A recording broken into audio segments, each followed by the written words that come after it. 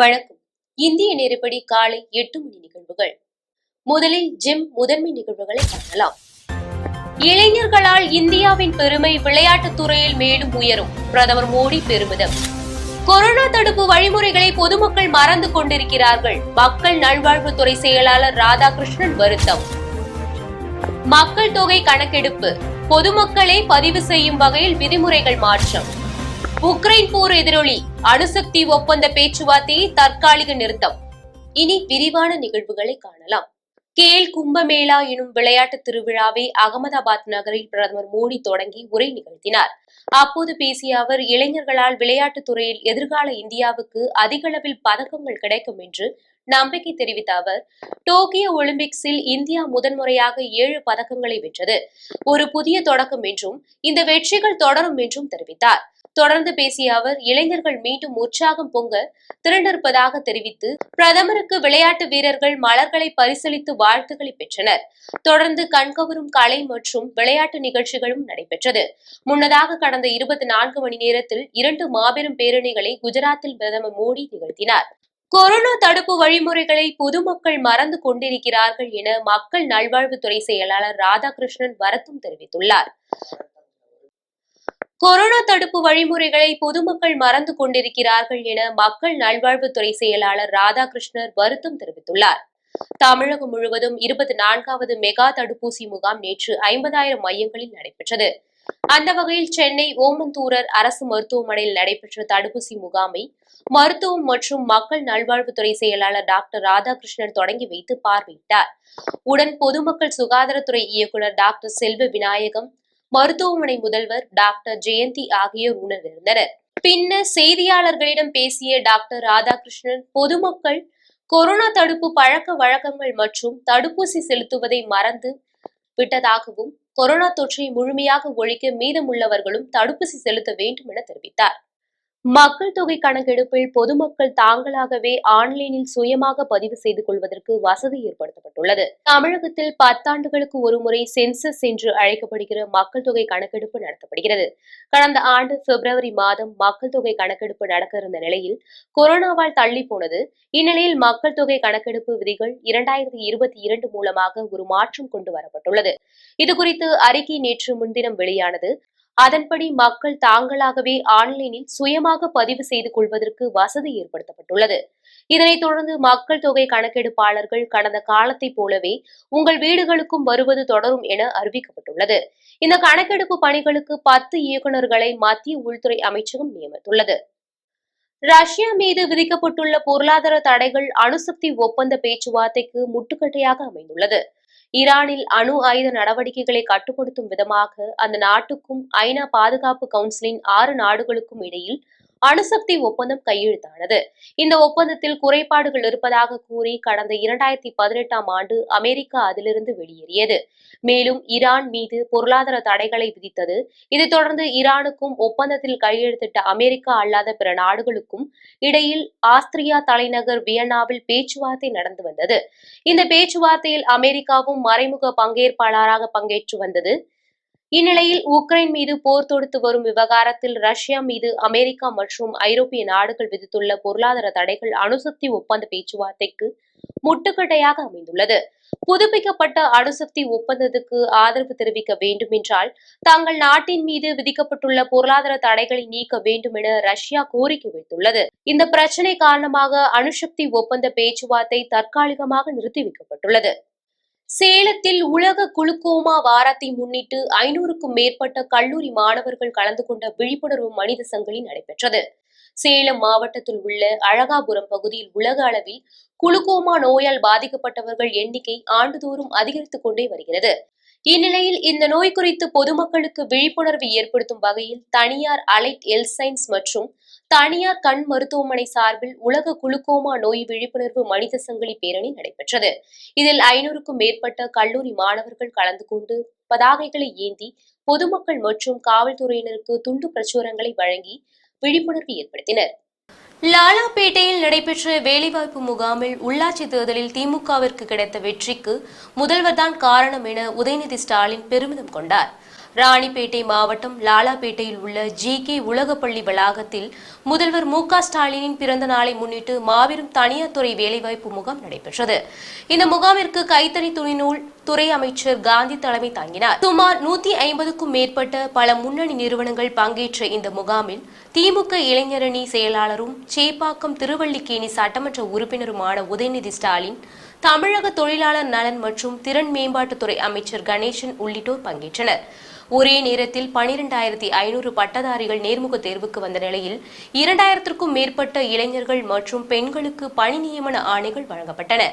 அப்போது பேசிய அமைச்சர் சி.வி. கணேசன், தமிழகத்தில் தொழில்துறையை மேம்படுத்த 2,500 கோடி ரூபாய் ஒதுக்கப்பட்டுள்ளதாகவும், குறிப்பாக ஒவ்வொரு ஆண்டும் 200 கோடி ஒதுக்கப்பட்ட துரித நடவடிக்கைகள் மேற்கொள்ளப்படுவதாகவும் தெரிவித்தார். இதனைத் தொடர்ந்து பேசிய உதயநிதி ஸ்டாலின், நடந்து முடிந்த உள்ளாட்சி தேர்தலில் பிரச்சாரத்திற்கு சென்றபோது மிகுந்த எழுச்சி காணப்பட்டதாகவும், அதன் காரணமாக திமுக 99% வெற்றி பெற்றதற்கு முக்கிய காரணம் தமிழக முதல்வர் மு.க. ஸ்டாலின் என கூறினார்.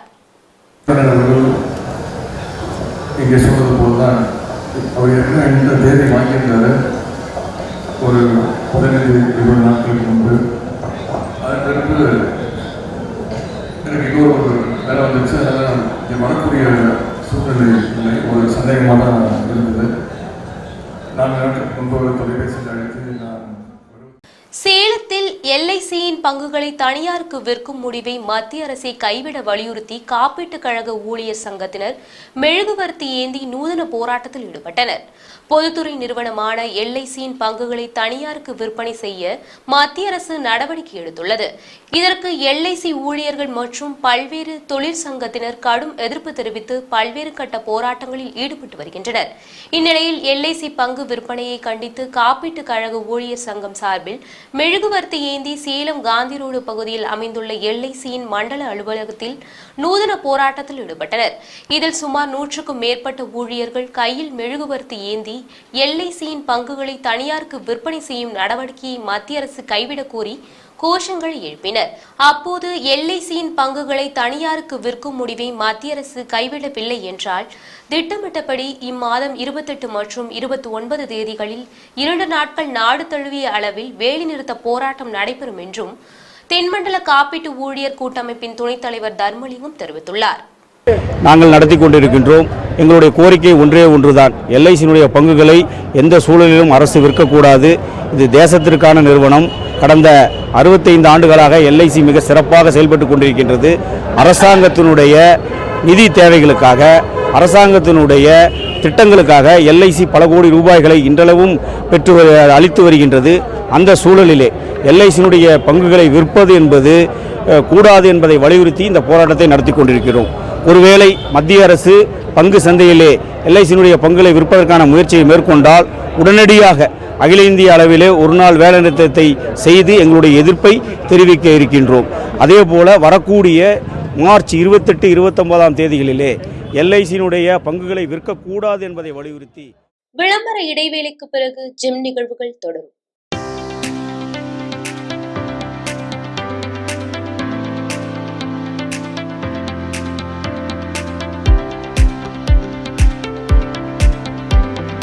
அக்ஷயா கேட்டரிங் சர்வீஸ் உயர்தரமான முறையில் சமையல் செய்து மக்களின் நன்மதிப்பையும் பெயர் ஆதரவையும் பெற்று வரும் அக்ஷயா கேட்டரிங் சர்வீஸ் திருமணம், சீமந்தம், கிரகப்பிரவேசம், மஞ்சள் நீராட்டு விழா, பிறந்த நாள் விழா, காதணி விழா போன்ற உங்கள் இல்லத்தில் நடைபெறும் அனைத்து சுப நிகழ்ச்சிகளுக்கும் சுவையான முறையில் டிஃபன் மற்றும் சாப்பாடு வகைகள் நியாயமான விலையில் உங்கள் உறவினர்கள் மற்றும் நண்பர்கள் பாராட்டும் வகையில் தயார் செய்து உங்கள் இல்லத்திற்கு வந்து சர்வீஸ் செய்து தருகிறோம். உங்கள் ஆதரவை நாடும் அக்ஷயா கேட்டரிங் சர்வீஸ்.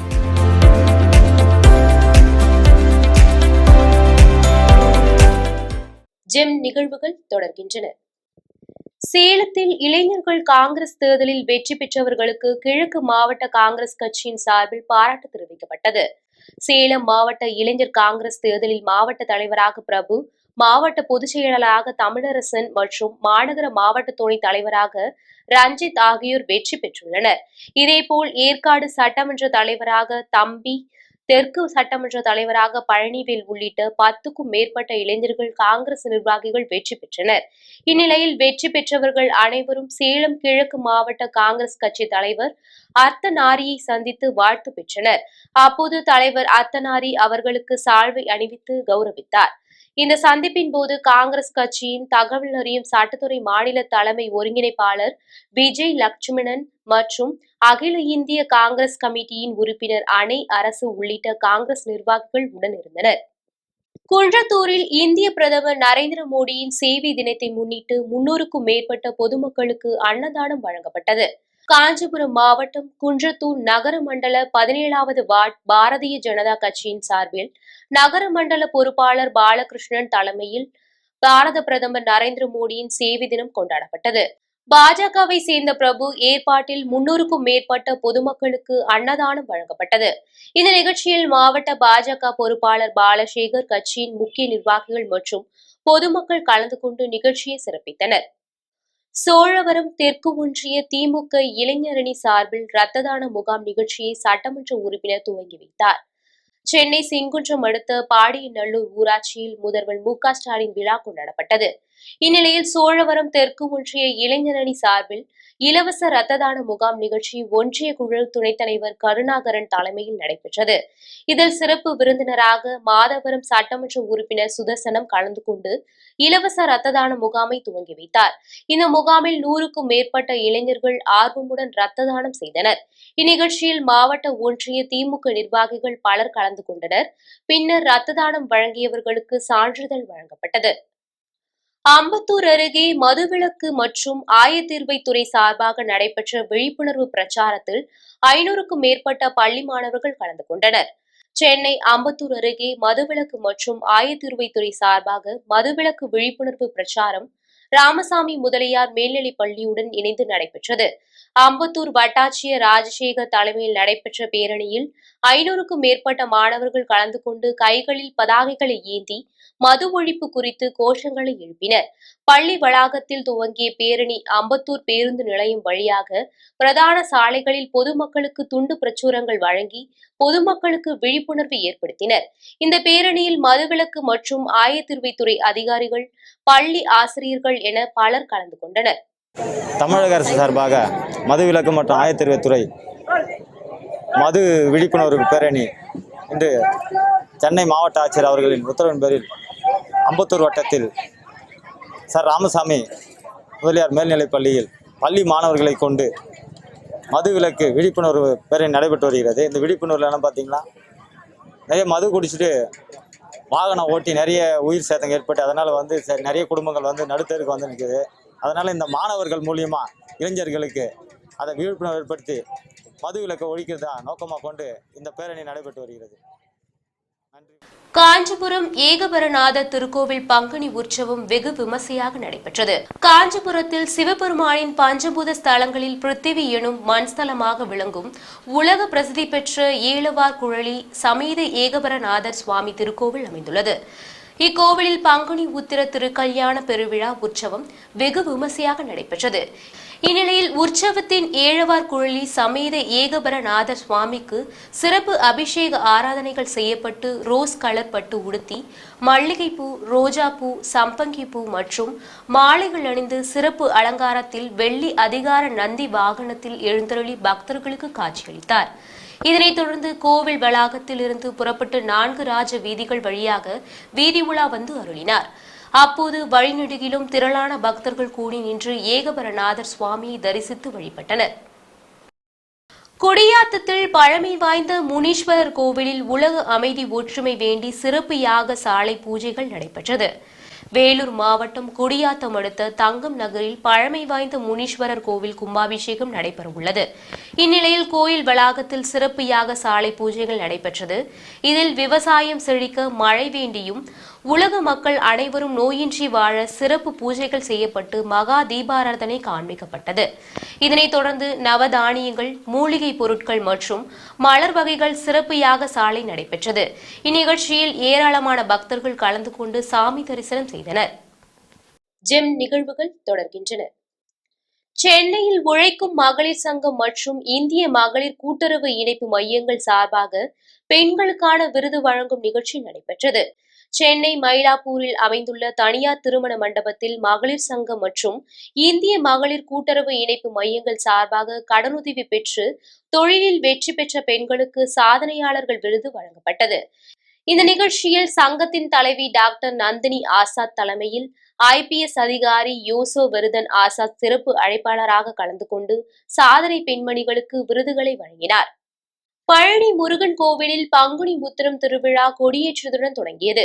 தமிழ் கடவுள் முருகப்பெருமானின் 3ஆம் படைவீடான பழனியில் தைப்பூசம், பங்குனி உத்திரம் உள்ளிட்ட திருவிழாக்கள் வெகு விமர்சையாக நடைபெற்றது.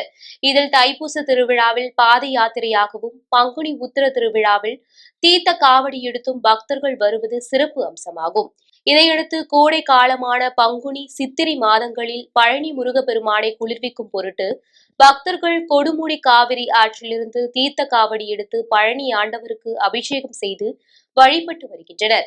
இந்நிலையில் இந்த ஆண்டு பங்குனி உத்திர திருவிழா பழனி முருகன் கோவிலின் உபகோவிலான திரு ஆவினன்குடியில் கொடியேற்றத்துடன் தொடங்கப்பட்டது.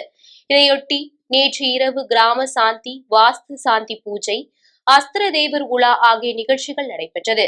அதனைத் தொடர்ந்து காலை திரு ஆவினன்குடி கோவிலில் விநாயகர் பூஜை, புண்ணியாக வாஜனம், கொடிப்பட பூஜை நடந்தது.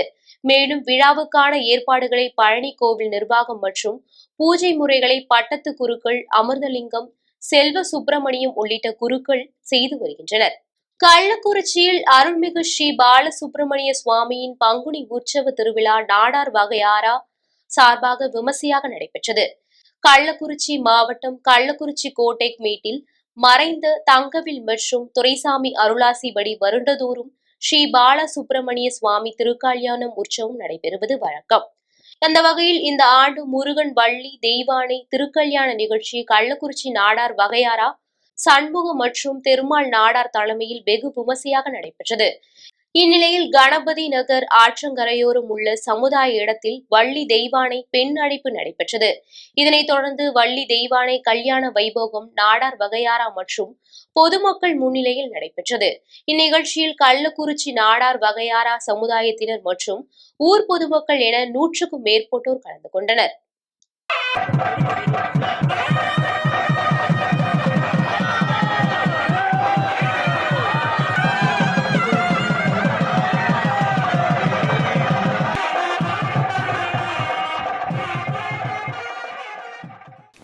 கோபிச்செட்டிப்பாளையம் பகுதியில் உள்ள தடப்பள்ளி, அரக்கன்கோட்டை பாசன பகுதிகளில் விவசாயிகள் முழு மூச்சாக நெல் அறுவடையில் ஈடுபட்டு வருகின்றனர்.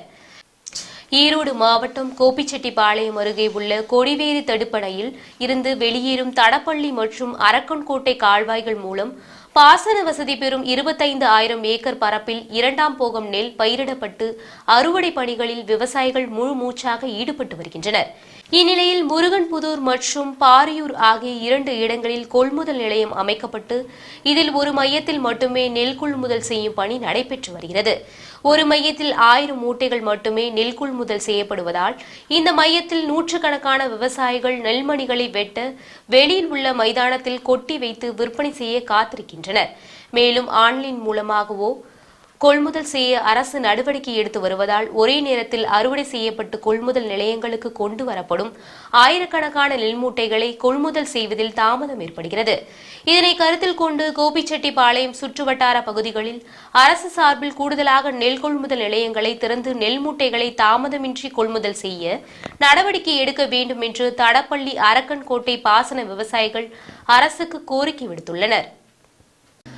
திருவாடானை அருகே வெள்ளையாபுரத்தில் வட்டார பந்தய உரிமையாளர்கள் கூட்டமைப்பு மற்றும் வட்டார கிராம மக்கள் அமைப்பு சார்பில் மாட்டு வண்டி எல்கை பந்தயம் நடைபெற்றது. ராமநாதபுரம் மாவட்டம் திருவாடானை அருகே வெள்ளையாபுரத்தில் வட்டார பந்தயம் மாட்டு உரிமையாளர்கள் கூட்டமைப்பு மற்றும் வட்டார கிராம மக்கள் சார்பில் மாட்டு வண்டி எல்கை பந்தயம் நடைபெற்றது. தமிழ்நாடு ரேக்லா சங்கம் தலைவர் மோகன்சாமி குமார் தலைமையில் நடைபெற்ற இந்த பந்தயத்தில் பெரிய மாடு, நடுமாடு, சின்ன மாடு, பூஞ்சிட்டு மாடு என 4 பிரிவு மாடுகள் கலந்து கொண்டது. இப்போட்டியில் தமிழகத்தின் பல்வேறு பகுதிகளில் இருந்து வந்த பந்தய மாடுகள் மற்றும் அதன் உரிமையாளர்கள் என 80 மாட்டு வண்டிகள் கலந்து கொண்டது. பந்தயத்தில் வெற்றி பெற்ற மாட்டின் உரிமையாளர்கள் மற்றும் மாட்டு வண்டி ஒட்டிய சாரதிகளுக்கு ரொக்கப்பணம் மற்றும் கோப்பைகள் பரிசாக வழங்கப்பட்டது. தமிழகத்தின் பல்வேறு மாவட்டங்களிலிருந்து வந்திருந்த பார்வையாளர்கள் ஏராளமானோர் போட்டியை கண்டு களித்தனர். மீண்டும் ஜிம் முதன்மை நிகழ்வுகள். இளைஞர்களால் இந்தியாவின் பெருமை விளையாட்டுத் துறையில் மேலும் உயரும், பிரதமர் மோடி பெருமிதம். கொரோனா தடுப்பு வழிமுறைகளை பொதுமக்கள் மறந்து கொண்டிருக்கிறார்கள், மக்கள் நல்வாழ்வுத்துறை செயலாளர் ராதாகிருஷ்ணன் வருத்தம். மக்கள் தொகை கணக்கெடுப்பு, பொதுமக்களை பதிவு செய்யும் வகையில் விதிமுறைகள் மாற்றம். உக்ரைன் போர் எதிரொலி, அணுசக்தி ஒப்பந்த பேச்சுவார்த்தையை தற்காலிக நிறுத்தம். இத்துடன் ஜிம் நிகழ்வுகள் நிறைவடைகின்றன. மீண்டும் நிகழ்வுகளை காண இணைந்திருங்கள் ஜிம் தொலைக்காட்சியுடன். நன்றி, வணக்கம்.